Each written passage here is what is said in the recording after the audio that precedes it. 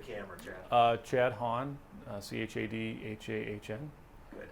So it's weather forecasting has changed a lot in the ensuing years, and just talk about the state of weather forecasting back in '49, and just a brief synopsis on how it's changed. How it's evolved. Yeah, 1949 weather forecasting was very simple in comparison to what we do today. They would likely have a staff of about 4 to 6 people that were taking observations, weather observations at specific sites across the country. And they were using those observations to get some sort of an idea of what the prediction and what the weather would be going forward. The simple ways of doing that is a persistence forecast, which is essentially what's happening now will continue to happen. That's good for the next few hours, but it's really poor when you go out too far in time. The other method of forecasting back then was likely the steady state forecasting, which is basically what's happening upstream at observations, say at Cody or Sheridan or Casper, would move at the same rate of speed through and affect the eastern and southern part of the state. They didn't have the luxury of things like satellite and radar that we have today, and that certainly inhibits the way that they would be able to make those forecasts. And you were talking earlier about when the forecast came through here in Cheyenne, that you didn't have fax, and they probably did not receive a weather map. That's right. Yeah, they were probably just getting observations teletyped to the central office, which was the Weather Bureau airport service office here in Cheyenne. And so they would have no use of facsimile. That was probably installed in Cheyenne here in 1953.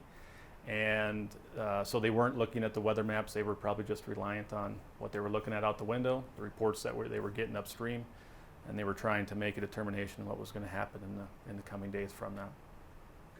Good. So basically we're starting here on the night of the 1st, which would be Saturday evening of the event, 1949.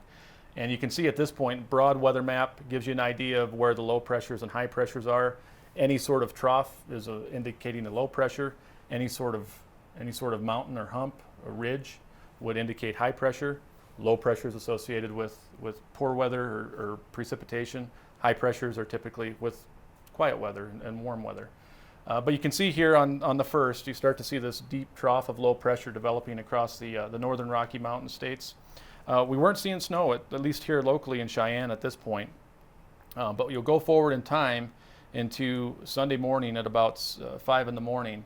You can see this area of low pressure has deepened across the Intermountain West. And it was about at this point, about midday on Sunday, that Cheyenne began to see some snow. And you can see at this point, you get this really big area of low pressure developing across the western U.S. We'll go forward in time, and you'll see this area of low pressure start to form across the Four Corners. And this would be Sunday night on the 3rd. We'll continue forward in time, and you can see it really takes shape and deepens across the Four Corners into the day on Monday. And this would be about when the conditions were the worst. The one thing of note as we go through this is just how long this storm system remained across the area. Here we go into Monday afternoon and evening.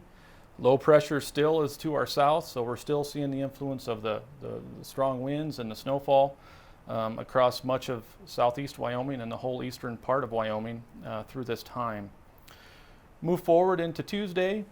You see this big low pressure still really close to the area, even 48 and 60 hours later, into the day on Tuesday, January 4th. It moves up into the Central Plains by late on the 4th, and that's when we start to see conditions improve in eastern and southeast Wyoming at that time. And by this point on the 5th in the morning of January 5th, the low pressure is moved out of the area. Okay, now explain that this next map that you just pulled up is the official Weather Service map from 1949. Why don't you talk about that? This is the official weather map from 1949, and this one was actually from early on the 1st, so early Saturday morning on New Year's Eve, or New Year's Day. And you can see that the shaded areas on this particular map show areas of where precipitation was falling, where snow was falling. And at least in this case, you can see that there on Saturday morning, there wasn't a lot of observing stations upstream across Montana or Idaho showing snowfall. And with the exception of Yellowstone, West Yellowstone here, and you can see some areas up in western Montana and Idaho showing some snow as well. But really at this point, looking at the numbers, you have 23 degrees up here in southern Alberta.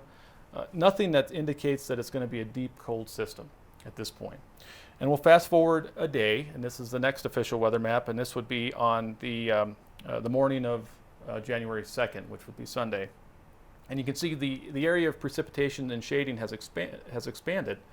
And you can see the area up here across Alberta and down into northern Montana.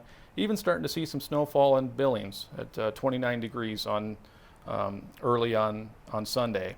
But still, at this point, there's really little in the way of indication that we would see what would end up being a benchmark type system. We have -1 in southern Alberta, -3. I guess that's some indication that there's a strong cold front that's in there. But at this point, we probably can expect maybe a chance for snowfall, mainly because the observing areas upstream we're starting to see it, but nothing that would indicate what we would see the next day. This is on January the 3rd, which would be Monday morning. You can see the area of snow has expanded across the high plains, expanded across Wyoming and Nebraska. You can see at this point the cold front is through Cheyenne. We're at -1 degrees. North winds at about 50, gusting to about 65 miles per hour. Certainly conditions were deteriorating rapidly on the 3rd, which ended up being the most critical day as far as temperatures and snow and blowing snow are concerned. So you can see this area expanded across Nebraska into much of the central plains as well. And back here you see some really cold temperatures kind of setting up -24 up there at Alberta, 2 at Billings, and you can see that cold air really beginning to stream south along through the high plains. Go forward another day, snow's continuing. The low pressure again is out to the east, out towards northeast Nebraska or southeast South Dakota. You see we're -5 on Tuesday morning. That's what we wake up to. Northwest winds 35 knots, so that's about 40 miles per hour, gusting to about 55 still at that day. So certainly conditions on the 4th continue to deteriorate and remain pretty poor with the combination of snow and blowing snow. And then we go one day further into the 5th, which would be Wednesday morning. And you can see at this point the precipitation generally was winding down across the area, with the bulk of it across the plains. We're at northwest winds at about 40 to 45 miles per hour, gusting still to about 60, still creating significant blowing and drifting snow across our area. And certainly the combination of wind and the temperatures were creating some really, really poor wind chills, really cold wind chills. So that was great. Basically, this is just a snapshot of what the low pressure did during this event. And it has dates here, which is basically on the 2nd. So on Sunday morning at 6 a.m., the surface low pressure took a track of this down through the southern plains and then actually retrograded in Nebraska. It was during this time that was what was the abnormality of this storm system, was the fact that the low pressure actually over the course of about 24 hours remained basically stationary across eastern and central Nebraska. What that did is it prolonged the snowfall and the winds and blowing snow impacts across eastern and southeast Wyoming to the likes of 60, 70 hours or so. That's unlike normal weather patterns for us that time of year. Generally, 24 to 36 hours are what our typical duration of events are. In this case, that was very different. It was a much longer event, encompassing probably 24 to 36 hours longer than what we would typically see in winter time in this part of the country. So this one's pretty interesting. This is a wind speed map, basically, and visibilities down here at the bottom. So here we start on the January 2nd at 6 a.m. and you can see that the wind speed really starts to tick up during the morning hours. And remember, snow began to fall around mid-morning Sunday on the 2nd. So wind speeds increased to about 40 miles per hour there and continued at 40 miles per hour or above through January 4th. through the entire day. January, early in the morning on January 4th, the recorded wind speed was around 53, 54 miles per hour. At that time, there was a gust reported here in Cheyenne of 66 miles per hour. So you can just imagine with the magnitude of snowfall, the 30 to 40 inches that we were seeing across the area, combined with the 66 mile per hour winds, just the magnitude of blowing and drifting snow. Visibility during this time is on this map, and you can see the line basically comes down. So 20 miles of visibility initially, decreases to a quarter mile or less by the afternoon on the 2nd, which is Sunday. And it was about at this point in time where basically all traffic was stopped across Cheyenne. We remained at or below a quarter mile visibility through January 5th. So that's a long duration event, certainly than what we typically would see.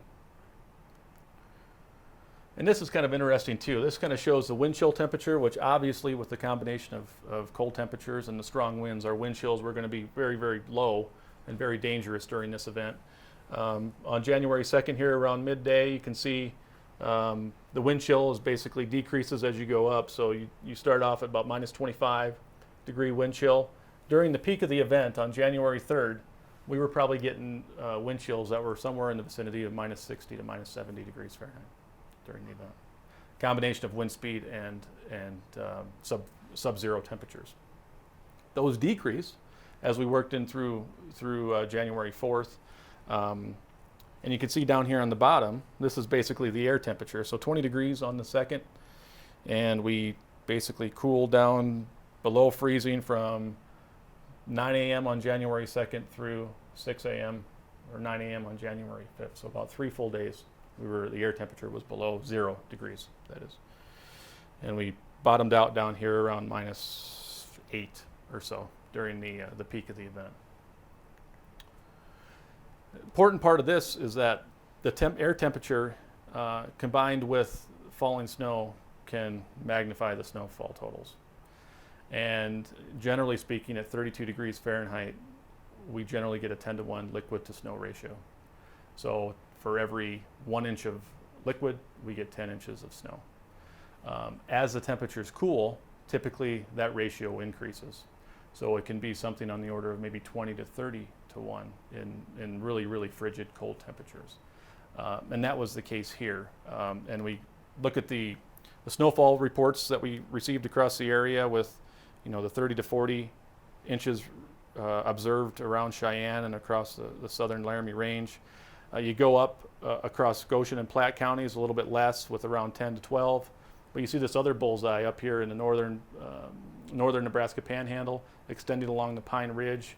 31 inches recorded at Lusk, 17 at Douglas, and certainly that area expanded to the north up through Gillette as well, with the significant snow falling in those areas. Okay, can we back up for a second? You can. And talk about. So these are current estimates. Yes. Okay, so just back up and talk about that just a little bit. Okay, this is the 3-day totals from January 2nd to January 4th of 49. And these were from observers that were in those specific locations that we went back and added up those 3-day totals. The estimate for Cheyenne, we only received officially 12.6 inches on the books. With 2.6 inches of liquid being reported, that number is far too low. And so we had to increase that. Likely it's somewhere between 30 and 40 inches of snow fell. Certainly looking at some of the record keeping, some of the observations, some of the pictures that we've seen, it was more than 12.6 inches of snow. But these other ones out here were all actual observed values. And so these would be completely accurate. Ours in Cheyenne locally and Cheyenne proper would probably, they certainly needed to be increased based on observations. What about the other counties in eastern Wyoming? Are those observational, or would those have necessarily been more too? I know Lusk really got slammed. They did, and that number would suggest that 31 degrees. The landforms up there in Lusk are such that they do tend to get an increase up there. Yeah. There's a little ridge that forms up there. Basically down in this area, kind of the extension of the Pine Ridge. Yeah, fine. Okay. So can you start over with Lusk? Yep, I can. So basically you have an area across maybe Goshen and Platte counties where we did have a little bit of a minimum. not unusual for lower elevations along the North Platte River Valley. They can tend to see a little bit less snowfall. But up areas around Lusk and in east central Wyoming, with the 31 inches reported there, that was actual observed by the observer up there at the time. And they tend to see a little bit increase, a little bit magnification in snowfall totals based on some of the topography across the southern part of that county. And that even extended back over to Douglas and Converse County, where they saw about 1.5 feet from the event. And so what you're saying then from this map around the Platte River Valley, that Casper, I had heard that Casper wasn't hit as bad. Yeah, I believe that because. Can you start out with talk just to say Casper? Yep. So in Casper, right along the North Platte River Valley, you're a little bit lower in elevations. I mean, it's still fairly high, but it definitely is influenced by the river drainage. And there's probably a likelihood, certainly along the North Platte River, where there was a decrease in snowfall totals across Casper. And then you also explain about these totals, that this is basically on the level, and then you factor in winds. Well, that's what makes it incredibly difficult, because even today, when we're seeing snowfall and 60-mile-per-hour winds, it's incredibly difficult for even us to get a really accurate measurement. We're reliant a lot on what falls in with the can, the liquid that falls within the precipitation can, and then melting that down and then trying to make a determination based on what the snowfall measurement is on level. Okay, what I was getting at though is the winds and drifting. Yes. And because I've got photographs of at least Oh, absolutely. 20 foot, Right. if not more, drifts outside of Lusk. Absolutely. When with 60-mile-per-hour winds that we saw with almost 3 foot of snow, it would create 10 to 20 feet drifts, certainly, or more, easily. Absolutely. Yep, for sure. So this one's kind of interesting. The maximum 3-day snowfall total for Cheyenne. Basically, these are our record 3-day snowfall totals. We have some events in 1979 that had about 25 inches of snow, and it basically decreases from there. What made the 1949 blizzard different was that in the estimates of 30 to 40 inches of snow that fell, it would definitely be a benchmark for what we use here at the office. It's definitely the largest, since we've been keeping accurate observations, the largest snowfall that we would have seen, at least locally in Cheyenne. I would imagine that would be the same case in places like Lusk and Sheridan and those places too. So you want me to go through that, or do you think? No, you know what? I'm going to. I might use that in. Well, go ahead. Okay. So essentially, this was just a post-evaluation from the official in charge during this time, which was Arlie Lowry. And this was typed up on January 11th of 49. But he talks about, with so many elements to take into consideration, it is difficult to make a comparison between this and previous storms. For instance, many storms on record was where the snow depth was greater, but the duration and wind were less and the temperatures were milder. This is particularly true in the spring storms prevalent in this region. On the other hand, we have had storms where the temperature was more severe, but the wind duration and snow depth was less. Taking all elements into consideration, it is safe to say that this was the most severe storm in recent years, and although some information such as visibility is not available on blizzards prior to 1930, this storm in most respects was the most severe on record for the Cheyenne area. So kind of puts it into perspective, and he would have been the person that would have the best perspective of an event like this and working it. The records go like back to the 1870s here. Exactly. Yeah, and I was looking back through some of the Nebraska things, and 1888 was, I guess, a big blizzard as well. The thing about it that's changed over the years, and you think about 1888 and to where we are today, just the quality of records that we see now is so much better than what we saw even in 1949. And certainly when we go back to 1888, it's much better. So this was also taken out of the Weather Bureau Topics report that they basically created for Congress every year. But it talks about weathermen carrying on despite storms. So during January, the West experienced some of the worst blizzard weather in history, but weathermen in most cases trudged to work as usual. Wind-packed drifts, gale-driven snow, which cut and froze exposed flesh long hours without relief on a minimum of food and sleep, and frigid nights and days in offices which could not be kept above freezing despite stoves, were some of the difficulties they faced in carrying out their duties. At Cheyenne, Wyoming, during the storm of January 2nd through the 4th, drifts stopped all traffic, and the only possible way to commute between the office and employees' residences was to walk. It is fortunate, reports OIC A.R. Lowry, that the Weather Bureau office at Cheyenne is not several miles from the city like a number of other airport stations. With the visibility 0 or near 0, along with the snow, low temperatures, and wind, walking a mile is an enormous task. All employees spent long hours at the office, and forecaster William J. Denny stayed at the airport 2 days after his car stalled in the snow. It's kind of interesting. And then just a letter of appreciation that was sent to actually congressional folks for how the office did during the event.